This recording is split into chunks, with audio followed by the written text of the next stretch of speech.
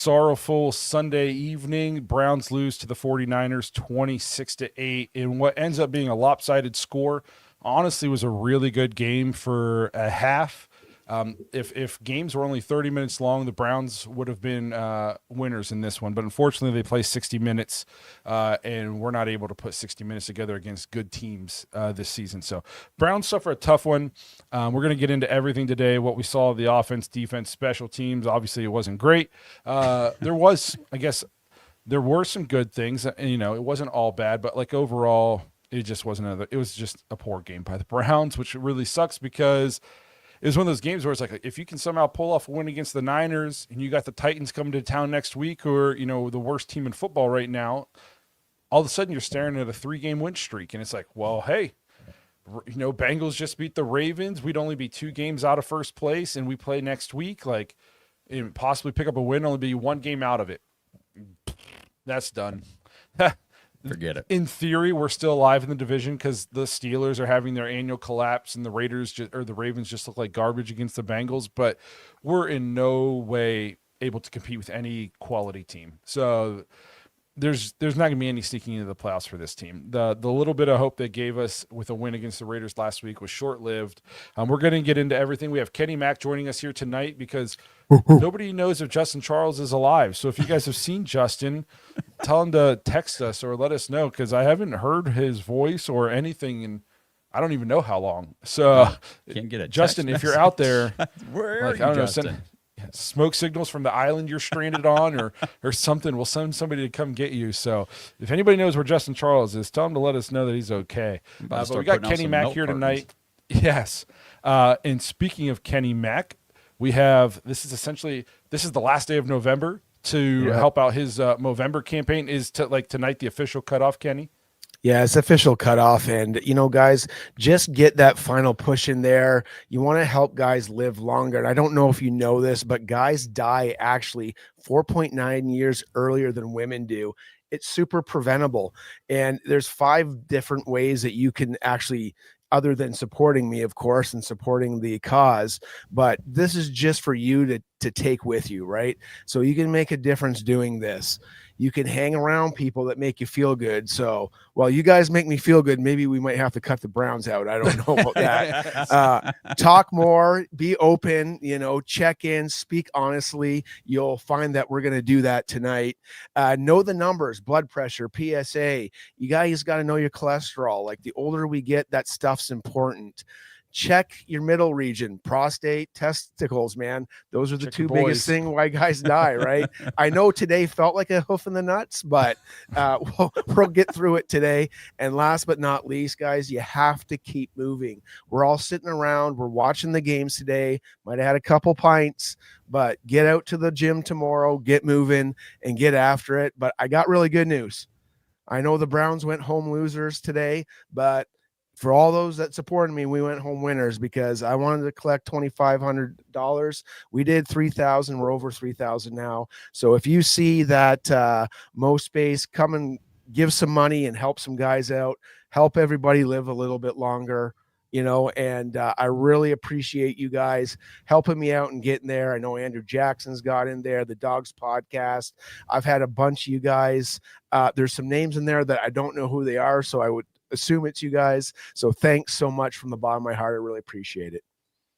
Yeah, thank you guys to everybody who support. This is, I think, our 4th or 5th year helping Kenny out promote his Movember campaign. I think we've hit the goal every year, so that's all because of you guys, and we really appreciate that. If you want to get thoughts and intros on the show, we got some voicemails to get to tonight. Head to thedogspodcast.com, tap leave voicemail on the drop-down menu. You can just listen to the show on Apple or Spotify. You can find us on any of the social medias. Sites, just search at the Dogs Podcast. And if you want more Dogs content, just head to jointhedogs.com, become an official Dog Pack member on the Patreon page, access to the private Discord, fantasy football with us, all that good stuff. So if you want to hang out with us, you want to hang out with Kenny Mack, you want to get to know a bunch of cool Browns fans from all over the world, guys, gals, anything in between, it's jointhedogs.com, become an official Dog Pack member. So tough one today for the Browns. We'll kind of give our initial thoughts before we get to some of these voicemails. Couple keys to the game for me as I was looking through this. If you look at just the numbers, and you leave a couple of them out, the Browns on paper, you're like, this was a close game. We had 15 passing first downs. They had 19. We only had 4 penalties. They had 3. Time of possession was almost split right down the middle. We had it for 29 minutes and 50 seconds. They had it for 30 minutes and 10 seconds. Passing stats were almost identical. We had some garbage time passing stats, but we actually rushed for more yards. We had more total yards than they did. But when you break it down to the keys to the game of how does it end up a 26-8 lopsided score where halfway through the third quarter is like we had no shot in this game. Turnovers, poor special teams play, and we were 3 of 11 on third down and 0 of 4 on fourth down, while the Niners were 11 of 17 on third down. As great as the defense played in the first half, we could not get off the field for basically this entire game on third down, and it killed us. It killed the defense. They were on the time of possession was split down the middle for the game, but we did some quick mental math here before we jumped on. We had about 4 or 5 more minutes of time of possession than them in the first half. So for them to come back and make it even, they had to have the ball 10 minutes longer than us in the second half. We just could not get off the field between them being 11 to 17 on third down, our muffed punt, turning it over on downs, not being able, going 3 and out. We were never on the field. I texted Josh and Justin, if he has the phone still, today. We were into the fourth quarter, and I said, guys, unless I'm forgetting something, I think we've only had the ball 10 plays this half, and we're 4 minutes into the fourth quarter. It was like by the time we actually got the ball with any kind of consistency, the game was out of reach. It was over. It was just you. And we played them so tough in the first half. And as well as we played in the first half, that's how poorly, in my opinion, essentially all 3 phases played in the second half. Well, obviously the special teams were the worst and offense was bad. The defense they just couldn't get off the field. You said before we kind of went into the whole, your spiel here for the game, that if the game had been 30 minutes, the Browns would have come out winners. Technically, no. We were still losing at halftime 10-8 because why? Special teams, 66-yard punt return. How many times are we going to watch our special teams give up these huge returns every week? And then, like you said, Gage Larvidan muffs not 1 but 2 punts today. He fell on the first one, lost the second one, and then you got Malachi Corley. What in the are you doing? How does a professional football player who is in the return game not know to let a ball go out of bounds? Here's what's crazy is maybe I'm misremembering, but when he was with the Jets I'm fairly certain there was a time where like he laid on the ground and put a foot out of bounds and then reached out and touched the ball. So it was like a super heads up play. He did something really. Are you saying smart? I thought he did something really stupid with them. I thought it was smart. Teams. Like I can't remember now. I can't remember. Maybe it wasn't him. He basically fumbled the ball before he crossed the line with the Jets. That was the dumb one. Okay, the dumb one. It must have been somebody else who did the smart one. But of all the plays in this game, that's the one that pissed me off the most. That's a 30-yard swing. That killed your drive. It's bad. They said that in the second half the conditions were worsening as the game went on. So you got a rookie quarterback in his second start who's missing now his right tackle and his right guard. He's playing Levinston and Tevin Jenkins in there on the offensive line. And then you back us up because you can't. Who knows what happens if that ball starts at the 40? The whole playbook's open. When you're starting at the 7, we could just drop back and throw. But if we throw an interception on the first play, everybody's just gonna be screaming about how we're not running the ball. Why would you run that with a rookie quarterback? And it's just that killed any shot. As soon as that happened, I said this is gonna be a 3 and out. I know that this is gonna be a 3 and out. Dude, the field position game in this, like I just couldn't comprehend it. Even like a small thing. Okay. Like we go for it on fourth down in the first quarter and we should have kicked a field goal. We could have been up 11-10 at halftime, and there's just we went for it on fourth down 4 times. We didn't get anything out of it. We turned the ball over. We put the defense in terrible field position.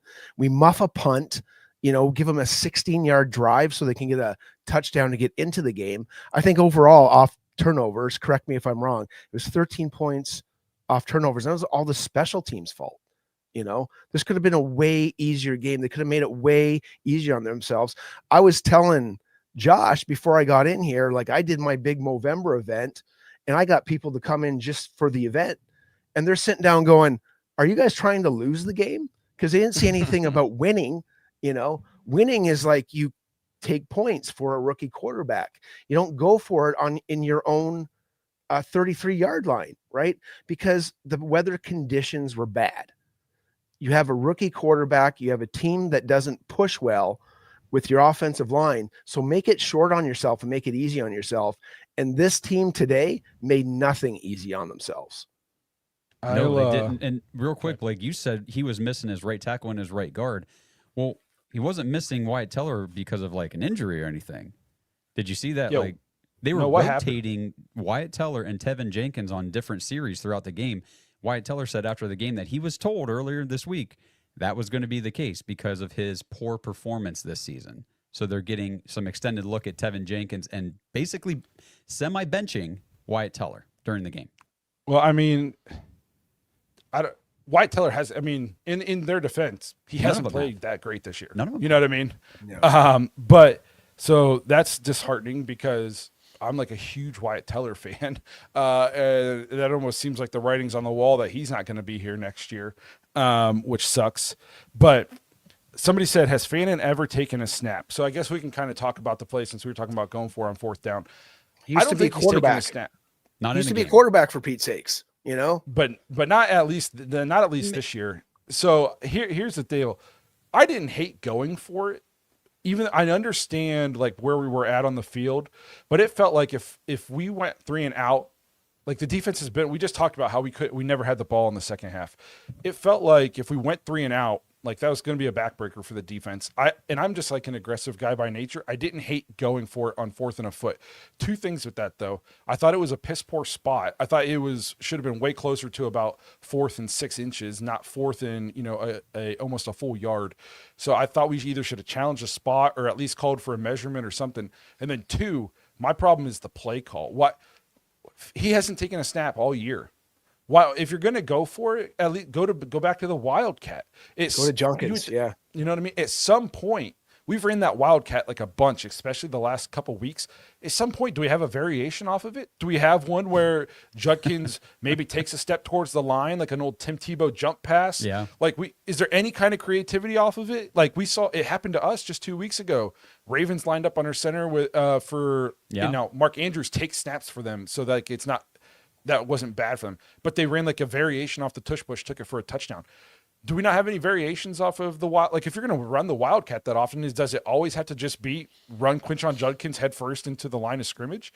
We don't have we don't have any creativity off of that. So my issue wasn't necessarily the going for it. I'm an aggressive person and I wanted the offense to stay on the field. My problem was just like the play call. I'm like, why would we? And then when it got hectic, like take a timeout. That was my issue. Is as soon as you started to see like some confusion out there, Shador's kind of trying to get the guys lined up. People don't seem like they know what they're doing. Just call timeout and punt the freaking ball. Or if you're hell bent on running a play there, then get a different play in that they actually know how to run. Yes, there was so much confusion as a head coach. That right there I thought that was a bad decision to just let them run that play. You have to understand what's going on and call the timeout. I think with a young team in field position, you just don't run it and you punt it. That's what I think. I just think they're too young. I think Shador's too new.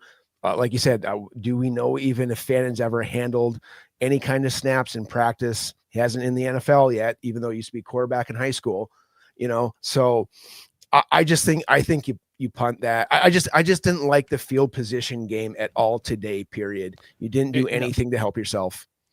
I think they showed the graphic at one point. The average starting field position at one point for the 49ers was the Browns or their own 41. And for us, we started our 21, Oof. 20 yards of difference in field position. We played with terrible field position all day, which killed the offense. Also, especially when you're playing with a rookie quarterback. And I know a lot of people just want them to like completely open it up and let Shador just go. But at the same time, like, it makes sense to not do that. They said they're willing to give him an extended look for the rest of the season. They were encouraged by what they saw of the Raiders. Don't throw him to the Wolves against Robert Saleh. He's a great defensive coordinator. He's one of the best in the NFL. Don't throw this guy to the Wolves. I don't mind having each week a slightly more last week was conservative. This week's and then maybe each week you give him a little bit more and a little bit more, a la like Julian saying at Ohio State, where he was week 1 compared to now, night and day, how much they're letting him do. OH. So, yes. Big win, by the way. Yes. At least we had that to hang our hats on this weekend. No kidding. So I don't mind a conservative game plan, but you just got to execute. Yeah. So like you're saying, people will say, well, open it up, take the training wheels off of Shador. Open it up to what? What? We've got like Isaiah Bond and Gage Larvidan are kind of acting as the wide receiver too. Right now, Cedric Tillman had 1 target in this game, no catches. He's a bum. Jerry Jeudy sucks. Jamari Thrasher's our 5th-round pick last year. Looked like he was supposed to be a guy they were going to lean on through training camp. He's a healthy scratch. Our wide receivers are so bad. Dude, we were talking about Jeudy off my team too. Just get Jerry Jeudy out of here. We were talking about this splitting the reps with Teller. We can't split any reps because we want to take Jeudy off. We can't split it with anybody. We can't do anything with him. We signed him off a practice squad, and he's playing over Thrash and getting Gage more than Larvidan. Cedric Tillman. Gage Larvidan was on the practice squad a month ago. You know what I mean? Like the wide receiver position. It's like us and the Titans are fist fighting for who can have the worst wide receiver core in the NFL, and get Jerry Jeudy out of here.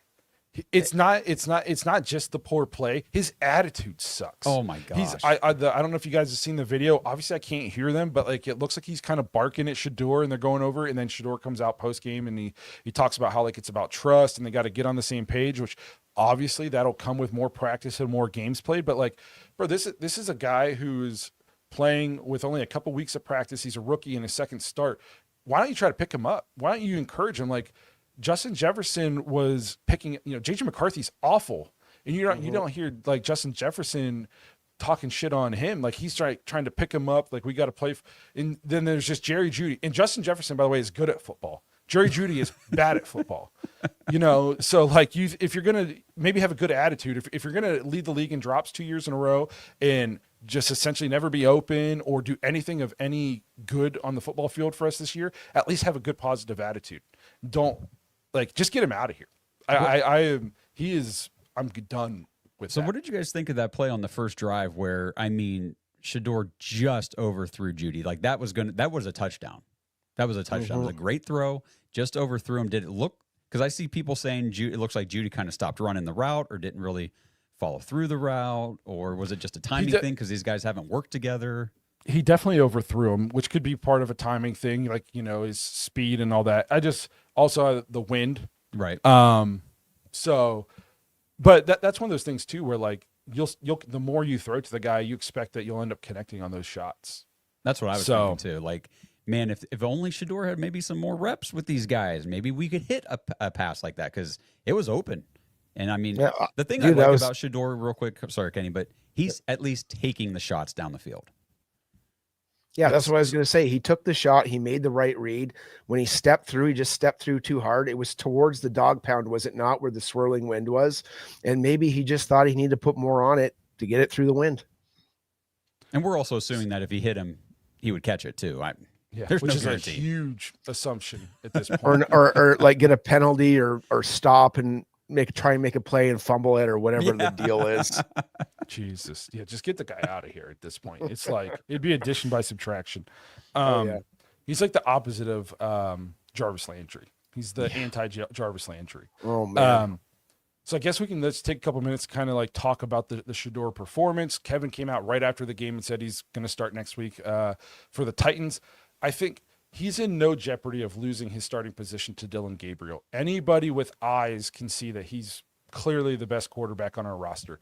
The biggest thing now, and Ashton said it in our Discord today, he's not competing against Dylan Gabriel.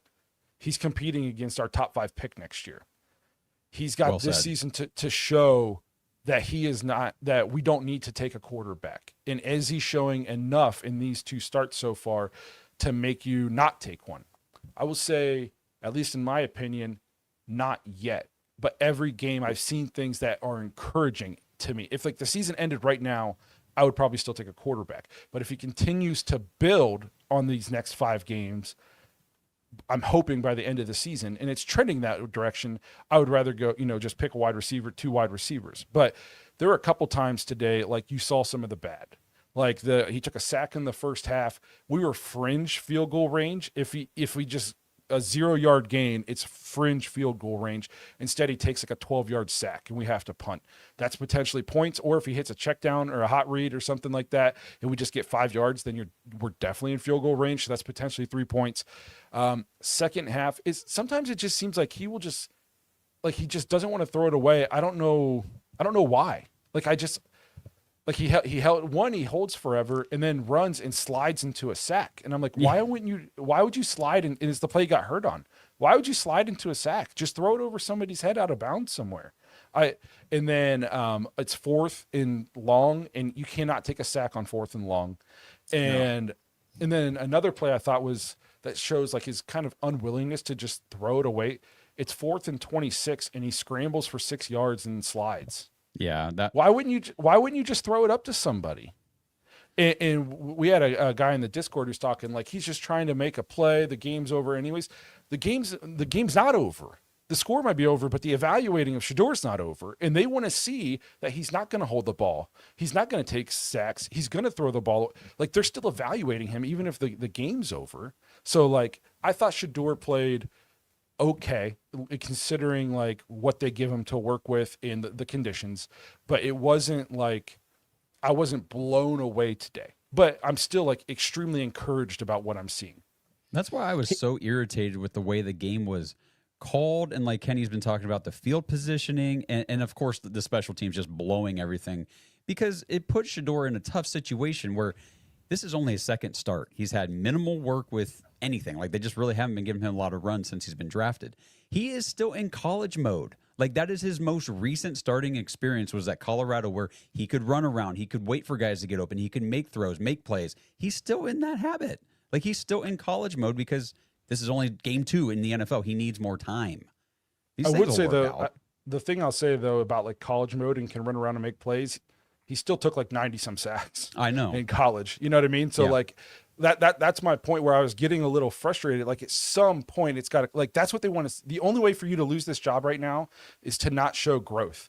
And the way to show growth is don't slide into a sack. On 4th and 26, just throw the ball downfield and it doesn't matter if you throw an interception at that point, it's an arm punt. Throw the ball down the field and just give somebody a chance. Like those are the little things that I'm looking for, and I'm assuming the coaching staff is looking for in a 26-8 game when there's 5 minutes left. Like just show growth, because I don't want him to lose the job. I want him to be the guy. I'm a big Shador fan. So I will say in the last 6 quarters that were competitive. So the Raiders game and then the first 2 quarters of this game when it was competitive, he only took two sacks in those 6 quarters. Yes.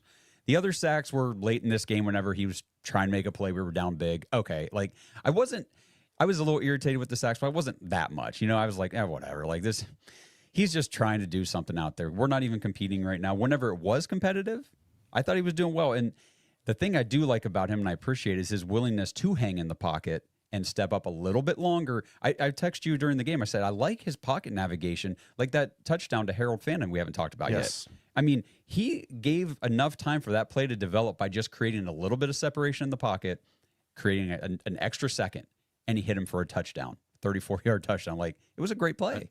Another one was the one where he stepped up and got kind of hit in the chest and his arm, and he still made like the 16-yard completion in the middle. So that was big. Right? I knew this was going to happen, by the way.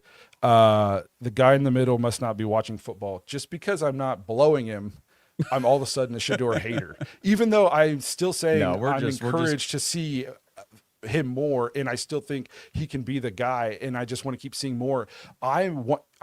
Guarantee you Shador thinks I could play better. So just because I think he can play better doesn't mean I'm not a guy who wants to see Shador play well. If we don't think he can play better than he played today, then he shouldn't be the quarterback. Yes. The whole point is he's growing, he's learning, he's developing. Like, if this is the best game you're going to get out of Shador, he can't play quarterback in the NFL. There will be better games. He just needs the time to develop and learn. That's all. Well, the biggest thing that I like about Shador And you guys know what I can't stand about quarterbacks, and it tells what if they don't know what they're doing.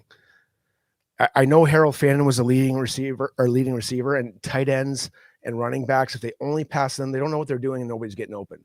But after Harold Fannin, guess what? He targeted Judy 4 times, targeted Larvadane 3 times, and he targeted Bond 2 times. Everything else after that was he had to do what he had to do, but he's trying to get the receivers in the game. And he's also passing the ball down the field. And that's way better than what Dylan was doing, because he could only average 3-4 yards an attempt, right? We had 10 last week, which was fantastic because we had 3 explosives or 4 explosives, or whatever it was.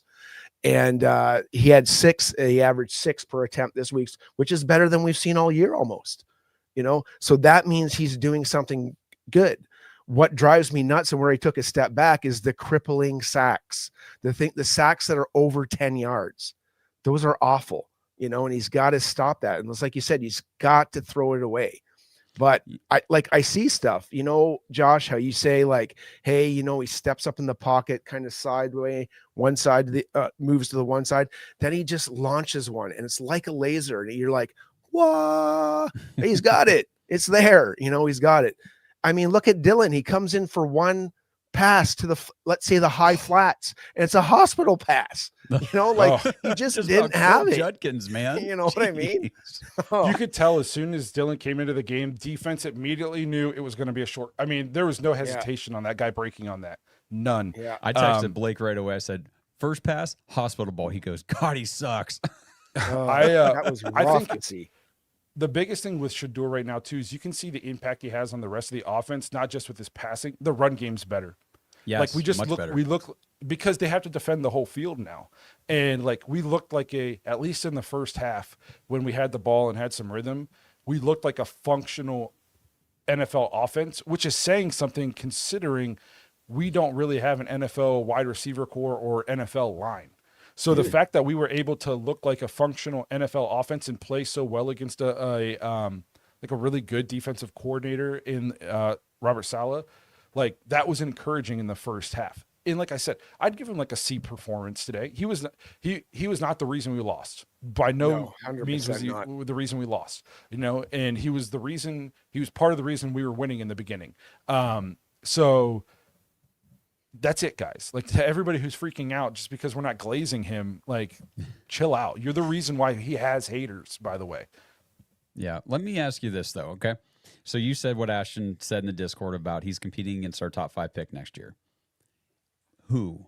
I don't want to just keep saying a quarterback in the top. Take a quarterback. Put a name with it. Who's the quarterback that you think we could take, that would be better, give us a better chance next year than what Shedeur's shown? Because outside of maybe Fernando Mendoza, and he's probably going number 1 overall, who are we really drafting that we're expecting to give us a higher ceiling right away than what Shedeur would offer next year? Dante Moore's pretty good. Okay, maybe Dante Moore. If he's that good, though, then he's going 2. Well, we're probably going to be around there. We have 2 first-round picks. But that's the thing. You're going to use both of them to move up, and then we have so many things we need. And you're going nowhere without a quarterback, though. You're going nowhere. I don't think we're going anywhere. If you draft, if you draft a bunch of these players and get good, and then try to find the quarterback, by the time they find the quarterback, all your players are on second contracts and old. We just saw it happen with our offensive line and Odell and Jarvis and Chief and all this stuff. So it's the most important position in football for a reason.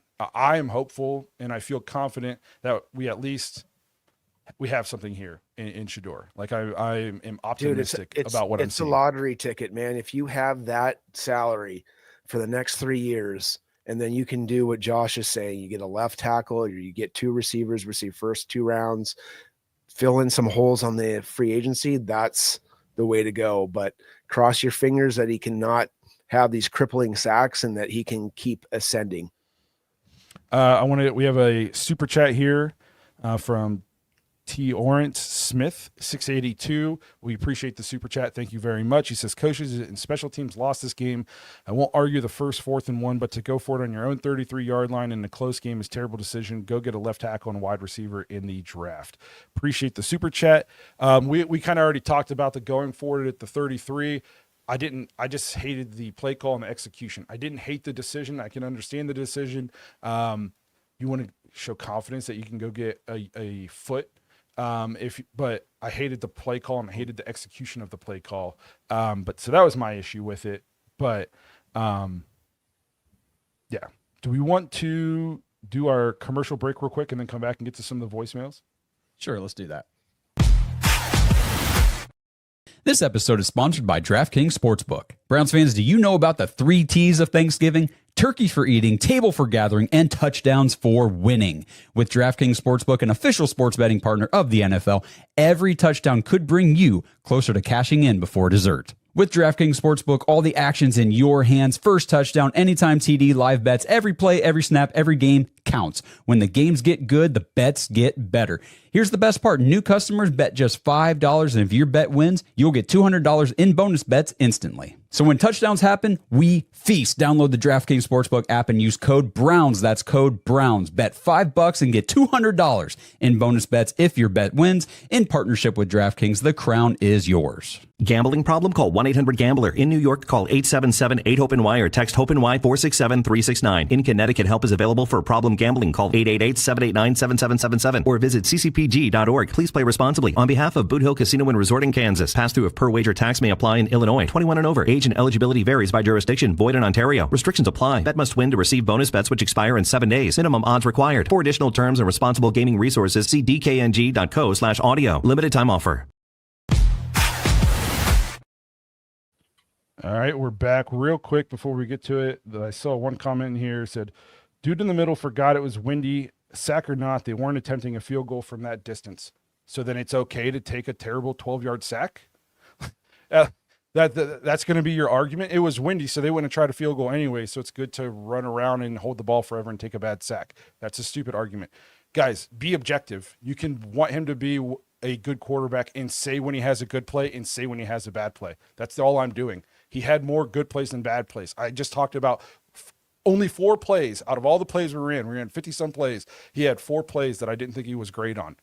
That shouldn't be getting me skewered in the comments. He wasn't perfect. If you thought he was perfect and can come up with an excuse for every single bad play, that's part of the problem. You have to be objective about it or he'll never get better. Yeah, I think it's fair. I mean, I don't feel like anything that you've said so far has been unfair. I mean, we like what we see, guys. I don't know how you can watch, first of all, after watching 4 games of Joe Flacco, 6 games of Dylan Gabriel, and now 2 games of Shador, how you cannot come away going, this is better. This is definitely better. Because I think I saw a stat, the Browns had Joe Flacco had 2 pass plays beyond 30 yards in 4 games. Dylan Gabriel had 2 in 6 games, and Shador has 4 or 5 now, I think, in 2 games. So like he's doing things. He's doing things that we've been wanting a quarterback for this team to do. Yes. Dude, I would love just once to have a quarterback this year to throw over 300. Like these stat lines of like, and this isn't anti-Shador. This is anti how the Browns coach it up, or I don't know the offense, but I'm tired of like 16 for 30 for 150 yards and a touchdown. It's the same old every single week. Like, Shador had a great game, but still, did he get over 200? I can't even remember last week. And, but it's still like we didn't get over 3. Like, just let's get 3. Like, let's do something, man. Like, I don't know. Pretend we have receivers. It's going to be tough to hit 300 when a majority of your passes are screen passes to running backs and passes to your tight ends. Right. Like right. Oh yeah, we did, because we had a 66-yard last week with Samson, to a running back. Yeah. Right. So this wide receiver core is like playing offense with a hand behind your back, and then the lines with the other hand behind your back. So it's tough. It is. It's really ugly. But all right, let's do Brad first this week, and we'll hear his song for the week. Look who's back again. The Browns are back. Don't tell your friends. Look who's back. Look who's back. Look who's back. Where's the Cleveland Browns? I told you guys to curb your expectations. Oh my gosh. Oh man. Well, so does anybody know if Bubba Ventrone has been fired yet. I'm looking all over X. I do not see it quite yet, but he should be fired like before they even leave the stadium. That was terrible. Special teams, oh my god, so bad. Shador looked good on some couple drives, and then there was the bad of all the sacks and not throwing the ball away. Run game was pretty good, and then just game got away from us. Man, this is just onto the Titans. Keep your expectations low, guys, because that's just what it's going to be the rest of the season, and it's just rough out there, guys. Here we go. Keep tanking, I guess. Whatever. Let's go, Browns. Woof, woof. Somebody said, didn't he have only 11 attempts in the second half? I think you're right. I know I was kind of talking about that in the Discord during the game. I was like, we've only completed 2 passes so far in the second half. But we had only attempted 7 passes. We had barely been on the field. We talked about that. The offense was not good in the second half, but part of that was we were just never on the field. Like, it's tough to get into any kind of rhythm when you're just never on the field. You got a defense who's giving up 11 of 17 conversions on third down, and then you finally get a stop and you muff the punt, give it back to them. That was such a backbreaker. Like, there was a stretch of this game where it felt like our offense wasn't on the field for like an hour of not game time, obviously, but of like real time. There's an hour where we just weren't on the field. So 100%. It was going to be tough to put up numbers in the second half when you're just never on the field. Super chat here, Jimmy Cleveland. Thank you. He said, did you all see Judy in Shador's face fourth quarter? He just fumbled the ball last game, and he's a veteran. We talked about this. Get the guy out. I don't even want him on the team anymore. That's not who I want talking to my rookie quarterback who is trying to hold the franchise on his back. Like, he wants to be the future. My favorite part of Shador might not even be his play. It's like how he handles himself in the press, at the microphone, like how he puts it on himself and how he lifts up his teammates and all that good stuff. Like, somebody tried to bait him into talking bad about Stefanski today. He just called the guy out right away. Like, I love everything about Shador in that way. I don't need Jerry Jeudy corrupting him like that. Like, I don't need that around my rookie quarterback. Just get out of here. Mm-hmm. It'd be different if you were, a top level wide receiver. You're not even that. You're the definition of mid at best. Just get off my team. Yeah, there's another super chat here from T-Ray. Says, I had 3 things for S2 to get better at after the Las Vegas game. One of them was stepping up in the pocket and not drifting, and he improved on from the game, but he has to throw the ball away and not take 10-plus yard sacks. Totally agree. That's what we've talked about so far. That's big. Spot on. Mm-hmm. And then, which, again, this was game 2. Yeah. Game 3 is next week.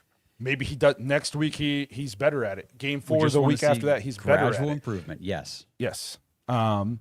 Which then allows the Browns to bring him back for an entire offseason to prepare as the starter and to use free agency and draft capital on weapons and line. Which is, if you're a Browns fan, that's what you should want. You should want to not have to take a quarterback. You should 100%. Want to be able to use all your draft capital and all your free agent money on offensive players to put around him. That's what we all want. Another one here from Young Among. I'm really bad at reading your guys' usernames. I apologize.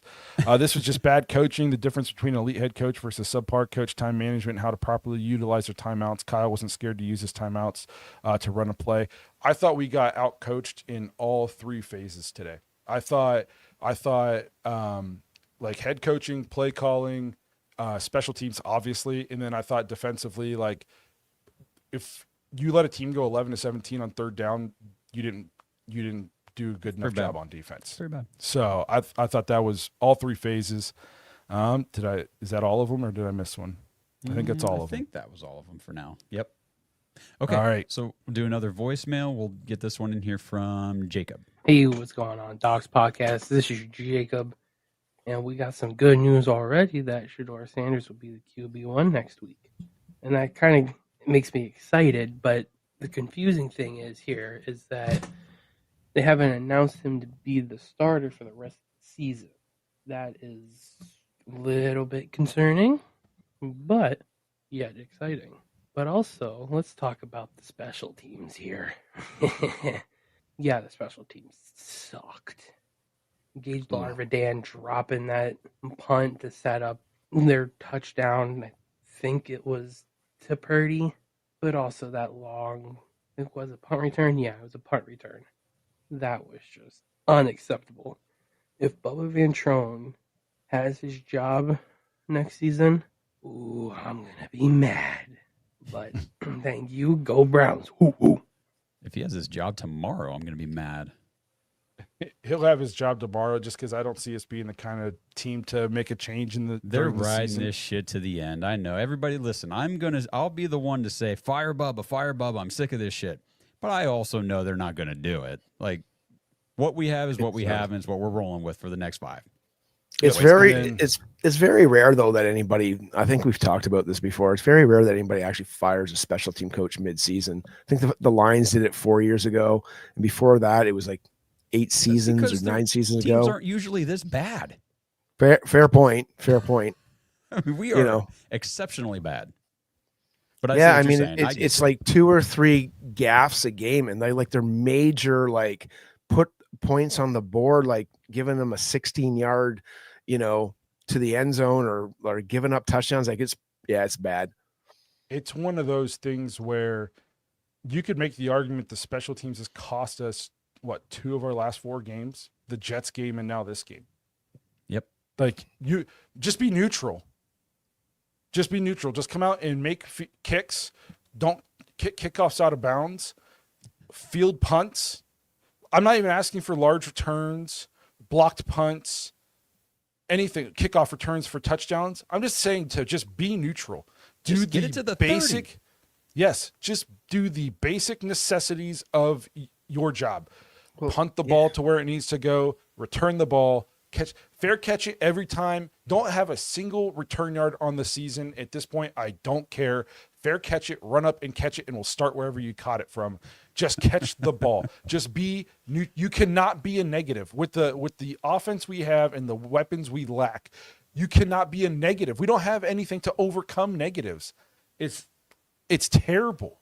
Dude, I don't understand. Like, I don't understand how it can be so bad. And it's one of those things too. Like, we let a guy like D'Anthony Bell go, who was like a great special teams player. Mm-hmm. And the special, like, it's not like the special teams last year were great, So you took a unit that wasn't that great, and then you got rid of maybe the best player off that unit, and he's out in Seattle now. And the special teams are even worse this year. And it's just like, it's inexcusable to be this bad. Like I said, just be a neutral. Just don't be a negative. And we can't even do that. It's terrible. Well, look at the stat just from field goals with Stefanski. And if we miss one field goal, he's 3-13 or something like that. We can't look at the Jets game 2-3 years ago when we missed a PAT. And how many times have we missed a PAT and just fell apart after? Like it's such an abomination that we can't get that together, and it's should be an easy part of the game, an easier part of the game, especially under 40 yards. So we got a super chat. Oh, were you going to read it? Well, I had one more real quick. He said Raiders fired their OC after the game. Haslam keeps his incompetent coaches. What I'm going to say about that is they fired their offensive coordinator, and everybody it's a dumpster fire. That's what dumpster fires do. They fire coaches and coordinators during the season. We're 3-9. We're not making the postseason. Just don't be a dumpster fire. You can do it on Black Monday when everybody else fires their coaches.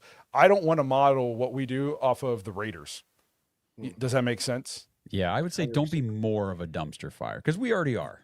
But we're not. But we're not the worst team. There's way worse teams. Which is surprising. We've seen that. Our defense is keeping us out of that. But it's one of those things where I'm not gonna go, well, the Raiders fired their offensive coordinator. Why can't we fire our special teams coordinator? Well, I don't really want to be like the Raiders. And didn't they get killed today? I have no idea. I thought the Chargers beat the crap out of them. Well, that's not shocking. No. Super chat here.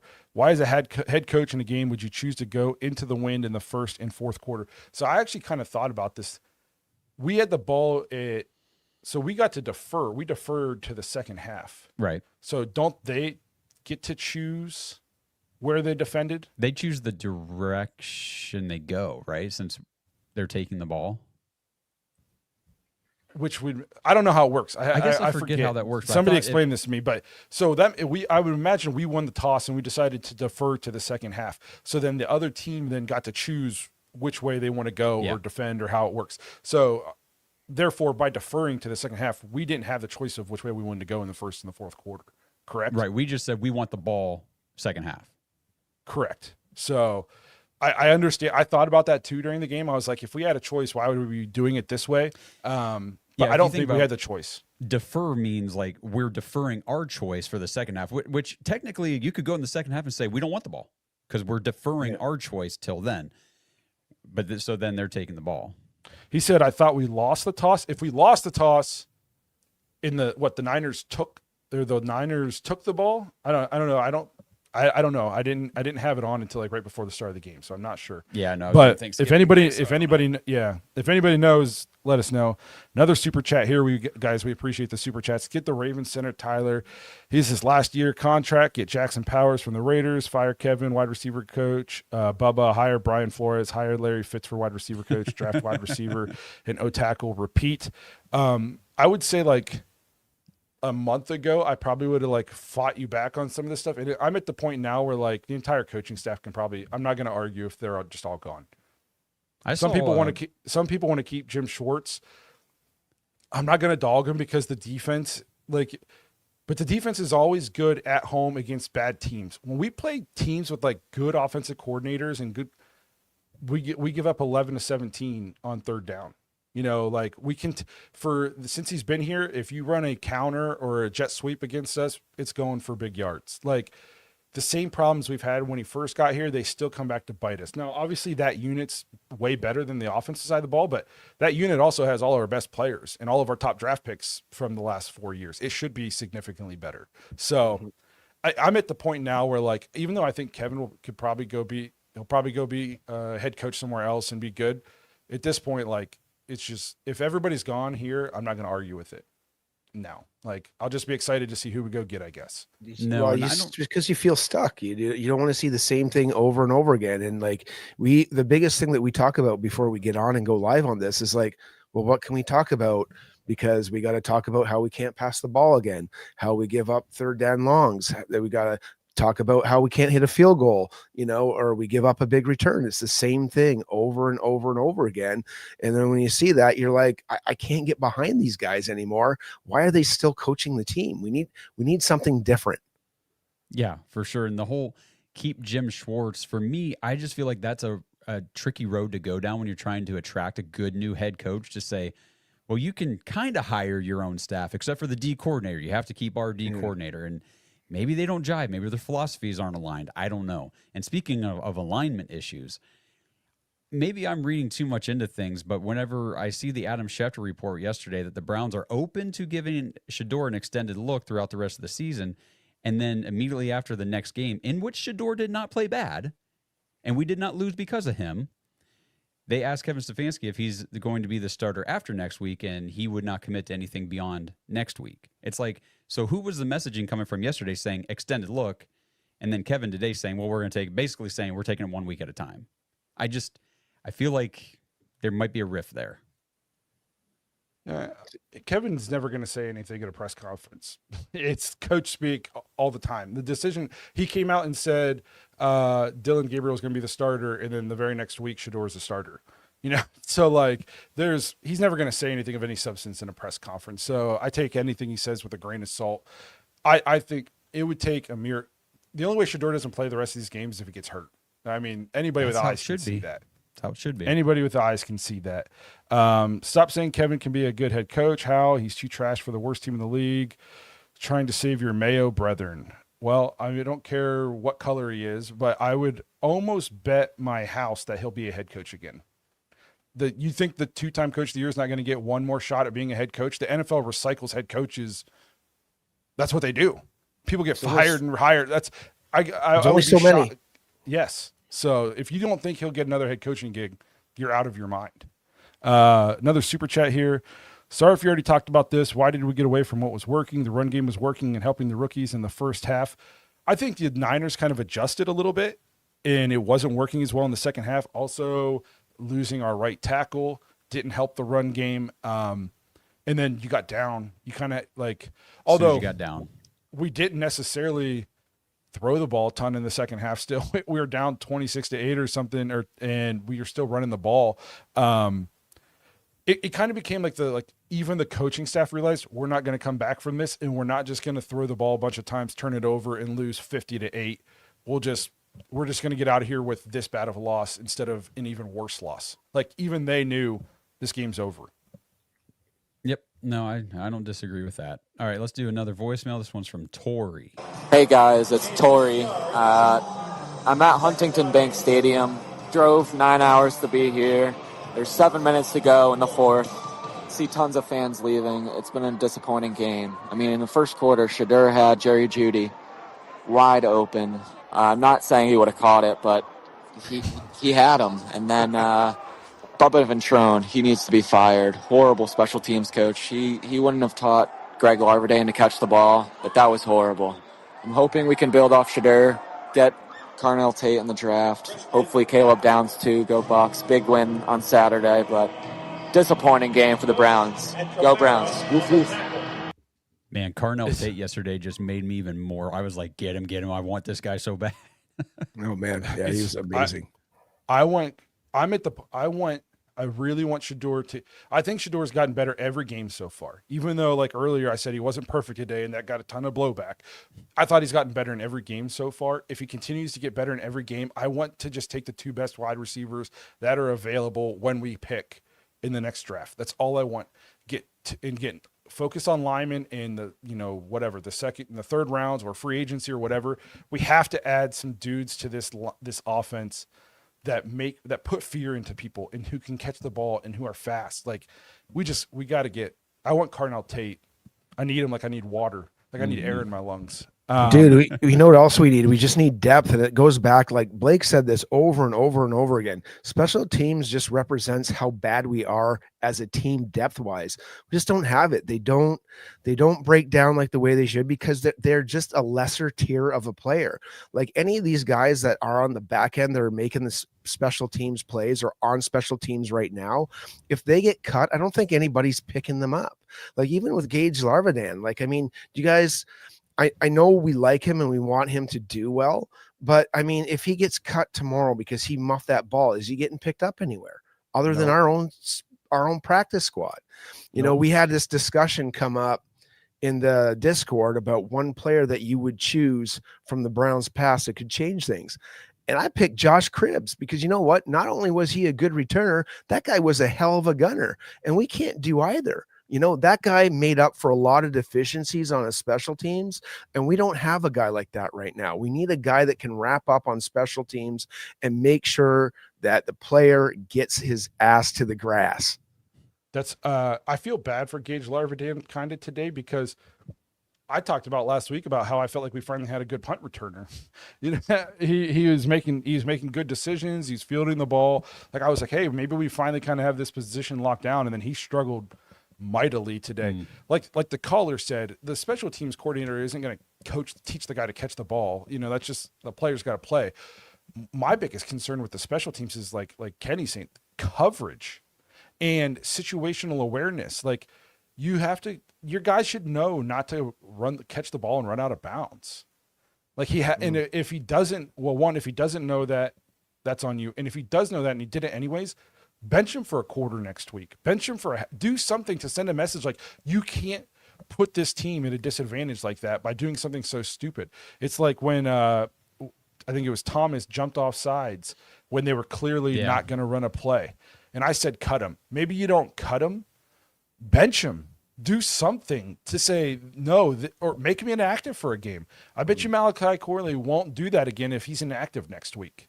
You know, not a guy fighting for his NFL life. Yeah. Yes, do something like that because that's unacceptable. The coverage, our punt coverage, and our kickoff return coverage. I get the fear of God in me every time we kick off and it's not in the end zone because I think it's going to go back. And I know that the way the kickoff is now, like I watch other teams and people almost break one a lot. So it's not just the Browns, but I feel like it's worse for us. Maybe it's because this is who I watch and I care about. But man, we're so close to having them busted on us all the time. I just walked myself into that one. But no, that's my issues. Obviously, like catching, throwing, that's players got to play. Coaches aren't out there telling him how to catch the punt. but your players should know not to run out of bounds while catching a kickoff. I mean, Jesus. Yeah. So we got another super chat. I think this, and my screen's small. It says Breeksy37. Why are reporters trying to stir drama? Quote, do you like Kevin Stefanski play calling going forward on fourth down? Obviously, they asked Shador that in the press conference, and she says, what do you expect him to say? I thought he handled it well. He basically That's what I was talking about. Yeah, he's like, I want to play. I want to be on the field playing, so obviously I'm okay with it, And you're right, Blake. They try to bait him into some stuff all the time, and the way he handles himself, he's got a bad rap from people for no reason. The way he handles himself is great. I think he's great guy. No, I love the way he handles himself. You haven't been listening to Cleveland media for a long time if you're asking that question either. That's Cleveland media for you, brother. Like, I mean, they're just that way. Mary Kay Cabot, Tony Grossi, they ask those questions because they're a-holes, and that's just the way it is. Oh, Blake just got some kudos. Finally, somebody was nice to me. Superfan says, as a Shador fan, I know you're being fair and objective. Not every fan can tell the difference. Keep doing what you're doing. I appreciate it. If anybody has watched this show for any extended amount of time, I've been like the Shador guy. I was who I wanted pre-draft. That's who I wanted them to take. I mean, I've been on the Shador train the longest of maybe anybody on this show. So it's super funny when I get the hate just because I call out a couple things. Yeah. All right, we got 2 voicemails left here before we end the show. This one is from Kia, who called last week. Hey guys, it's Kia. I just wanted to say, what did I watch? Jerry Judy. Oh my gosh. You have to be traded. He has to be traded. He's not an alpha wide receiver one. We need a real wide receiver. If Shador threw that ball to Cardinal Tate or Jeremiah Smith, that was easily going to be 20 yards gained or even a touchdown. Jerry Judy is not it. And Technoball, what is this coaching? The coaching decisions of this game is terrible. What am I looking at? Kevin Stefanski, Bob Control, you told you guys need to go. This is insane. I'm on the home turf too. Oh my gosh. The only good highlight play of this was Shador's touchdown pass to Harold Fanning Jr. Thank God, because oh my gosh, this game is absolutely atrocious to look at or even watch. Yes, it was. Appreciate. I think from the Bahamas, she's our first time Bahamas caller, so we appreciate the calls. Keep them coming in; they're awesome. No, it's like this was a poorly coached game in all 3 phases, in my opinion. Like we just didn't in the second half. In the first half, it was like, look at us go. Yeah. Like, and we just, as soon as we got to halftime and they kind of made a couple adjustments on the other side, we were done. We were overmatched. That's been the story of the season. That's been the story of the season, though. Every time we seem to do well, and it just, what did Mike Vrabel say? Kind of run out of the bag of tricks or the trick plays, and then we got nothing in the second half. We just can't. The offense can't maintain it. They throw the defense under the bus, and then the special teams always screw something up. Yep. And it's the same old story. So as soon as the gimmick plays are over. Yep. The gimmick plays, yeah. Thanks. Last one here is another first-time caller. This is Philip. Hey guys, Philip here, French-German living in Dubai, listening to the podcast for the last 2-3 years. I love what you guys do because you guys are critical, and there's plenty to be critical about with the Browns, but also you get excited when things go right, and this is what we need. And we need some positivity and some excitement here. So I'm really excited about Sanders. I do believe that Dylan probably needed more time, and I really like the guy, and I want him to do well. Nothing personal, but yeah, I also didn't want to see him anymore. With Sanders, I just hope for some reason, I do hope he's the Messiah. I just hope that things go well because I'm tired of drafting another quarterback. I became a fan after the 0-16 season because they were on Hard Knocks, and I'm just tired of this, this cycle. So let's hope that Sanders is doing well and that we can develop him and hopefully find a franchise quarterback. Go Browns. Woof, woof. First of all, first caller from Dubai, so that was awesome. Nice. Like, yeah, hearing calls from like literally all over the world. I mean, not to get like sentimental, but we started this podcast 5 years ago and we had like 8 views on every video for the first year, So the fact that we're getting calls from Dubai now that's just wild. By the way, Dubai is like on a bucket list city. It looks awesome. I'd love to go there someday. And then the fact that you became a fan after we went 0-16, like glutton for punishment. But you came in at a great time because there was a ton of people who did. That window right there was, I mean, honestly, you've been here for the most success we've had since 1999, honestly. So like, that's what some people like. I know that this season has sucked and last season has sucked, but really, if you take a step back and look at it, we just had the most successful era of Cleveland Browns football we've had in most of our lives. So, which is what makes this hurt so bad, because it felt like we were on the up and up, and then we just fell off a cliff. But thank you for the call. Keep them coming in. That was awesome. Yeah. So I was looking at, what was it? Daniel Ofusi, I think, posted this on X. I can't remember the exact number or the exact stat, but it's something like 27 seasons now since the return in 1999, and we've had 4 winning seasons. Today just secured the 23rd losing season since 1999. That sucks, man. I mean, it's been if people are like, man, these Browns fans are freaking loyal. You don't go through the crap we've gone through for all these years and still be here. Like, damn it, whenever we are actually good, you just wait. We're going to be unbearable. Hey man, Browns fans will have like 5 ex-wives before they get rid of their team. That's crazy, so true. Dude. Or ex-husbands. Sorry, I'll go both ways, but you know what I mean. Like, it's wild, and we just keep putting up with the same old stuff every year. It's like it never changes. The coaches change, the GMs change. Hell, man, even our owners have changed. Like in my lifetime, I've had 3-4 owners. Like that's crazy, and like. I'm older than you guys. I'm 50. And I say this every time. I at least, like when I was 10 years old, 10 to 1990, I got to see Bernie Kosar and the boys. I got to see some winning, the AFC Championship. That's what keeps me in. A lot of those players keep us in. And since 99, man, all it's been is a hoof to the midsection. It's been awful. You know what really sucks too is like the reason this sucks so bad and it's hard is, like I said, it felt like we were on the rise. We were on the ascension. I mean, we were stopping Chad Henne away from going to the AFC Championship game a few years ago.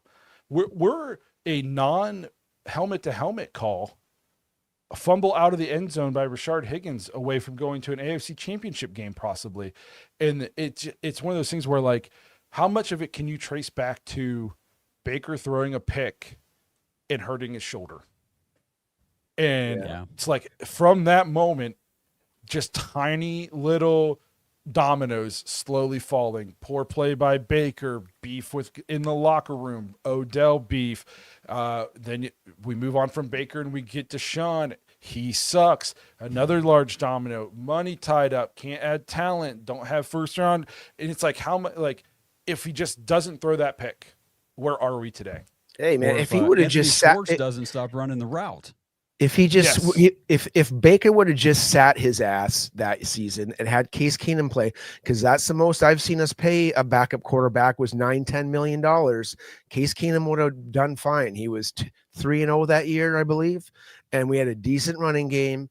We had a decent line, but Baker was too afraid of how Case Keenum might perform in Stefanski's offense and would lose him money. Well, we all lost in the end because we got Deshaun, which was a domino you mentioned, and we've just been rudderless ever since. Yeah. But I was going to say, let's forget about today. Today sucked. I'm done. T-Ray, Super Chat, thank you, says, I don't know about you all, but I am ready for the Sanders versus Cam Ward matchup. Next week, the excitement is about to feed families. We're going to be there for it, you guys. Not at the game, but we're going to be live. I wouldn't do that to myself, but we are going to be live on YouTube for the entire game. We're going to be watching the game, live streaming us watching the game. So come hang out with us on Sunday next week in the chat. We're going to be live for the entirety of the game. We'll probably jump on a little bit before, give some of our thoughts. And then it's just going to be like hanging out with the boys watching the game. So make sure you guys come hang out with us next week, 1 p.m. for that matchup. We can't wait to watch that game. As bad as today was, I think I would pick the Browns to win. That's so I think we'll get after Cam Ward. Miles is still on a mission. The defense wants Miles to get that record, and they're on a mission. And so, I expect us to make his life miserable, because if there's a wide receiver core in the league worse than ours, it's theirs. And our defense is way better than their defense. So I'm excited to see Shador now for a third week of starter preparation, a third game at home, hopefully a little bit better weather conditions, not as windy. So we're excited to be on YouTube Live with you guys for the 4 hours next week watching this game. So make sure you guys come hang out with us. Absolutely. Yeah, dude, Looking I'm forward to excited. that. I think the running games got a little bit. They looked okay. Like they were 31 of 138 yards, and hopefully we can get punch a couple touchdowns in. See a little bit more wildcat with Quinshon Junkins, and just receivers don't screw anything up. Throw to our tight ends. Titans have better receivers than us. Probably, but it's at least like they're at least the most comparable wide receiver room. But I can honestly say before we get out of here, I posed this question a while ago. If you took the Browns wide receivers and put them on Ohio State's current team, which of the Browns wide receivers right now would start at Ohio State? I don't know if Judy starts over Ennis. Judy would probably, if you really think back, Judy was awesome in college. He would probably start. He would start over Ennis, our wide receiver 3, because he's not better than Jeremiah Smith and he's not better than Carnell Tate. So this is what we're asking quarterbacks and coaches to call plays for and quarterbacks to throw to.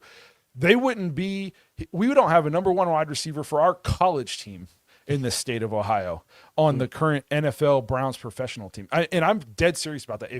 And you can say if you put him on a college team, he'd obviously be the number 1. But look at it the reverse. If Ohio State loaned us Jeremiah Smith and Carnell Tate right now to the Browns to use for the next game, they'd be the 1-2 for the Browns next game. Mm-hmm. For sure. Yep. So you can't. And outside of Jerry Jeudy, there's not a wide receiver on the Browns roster that'd get playing time at Ohio State. No, Tillman sucks. Like this. Nobody's got enough. Nobody could get open. Like, I mean, I don't know, even in college. So does Fannin, this guy says, does Fannin even start at Ohio State? Yeah, he's a tight end. He would definitely start it. Fannon's very good in the NFL. He would definitely play every position. He would play every position. That guy is unreal. He led college football in receptions and yards playing for Bowling Green last year. He's good. He would definitely play at Ohio State. But none of our, like, maybe the next chance is Isaiah Bond. I'm not, maybe would play, maybe would get run at Ohio State, but that's how bad this wide receiver core is. They would not start at our college team in this state. That's also how good Ohio State's wide receiving core is. True, which is incredible. But on that note, we'll wrap this thing up. We appreciate Kenny stepping in for Justin. Supposedly, if Justin's still alive, he's going to be on our live stream next week. That's like the one message we've heard from him in the last 3 weeks is that he'd be random. There. So we'll see. But so make sure you guys are with us on Sunday next week whenever we do the live stream for the Titans game, the Cam Award Shador matchup that everybody wants to see. Also, make sure you tune in later in this week when we preview that matchup on the Dogback Discord episode. We appreciate everybody who is here in the chat for this one and just kind of going over the game and a little therapy session for us here on a Sunday night. Hopefully everybody had a good Thanksgiving and a good holiday, and we appreciate you guys being here. So again, make sure you check out the preview on Thursday, and please come hang out with us on Sunday next week.